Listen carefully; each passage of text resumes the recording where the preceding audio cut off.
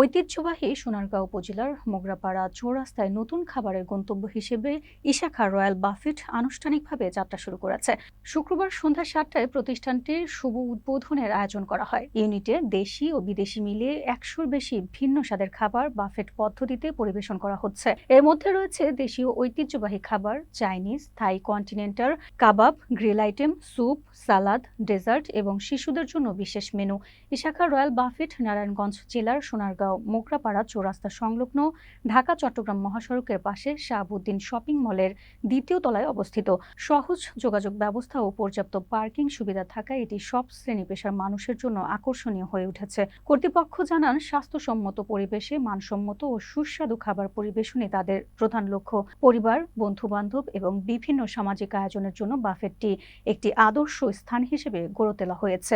উদ্বোধন অনুষ্ঠানে উপস্থিত অতিথি ও এলাকাবাসী খাবারের মান, পরিবেশ ও সেবার ভূয়সী প্রশংসা করেছেন। এছাড়া মাত্র ১,০৪৯ টাকায় ১০০+ আইটেমের বৈচিত্র্যময় বাফেট পরিবেশন হওয়ায় ইতোমধ্যে এটি এলাকার মানুষের মধ্যে ব্যাপক আগ্রহ সৃষ্টি করেছে।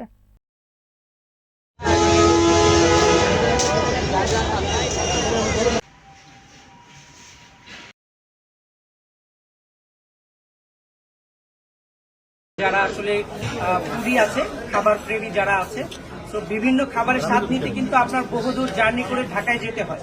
তো আমাদের এখানে প্রতিষ্ঠাতা যিনি আছে মোহাম্মদ হিরু মিয়া, উনার তত্ত্বাবধানে আমরা এই প্রতিষ্ঠানটা গড়েছি, যেটা ইশাখা রয়্যাল বাফেট আজকে ওপেন হচ্ছে।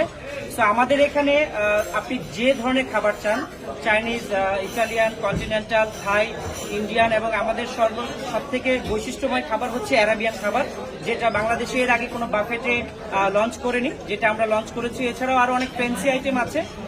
আমি এই আইটেমগুলো ওপেন করছি না আপনাদের সবার সামনে, আপনারা সবাই আসবেন, ভিজিট করবেন।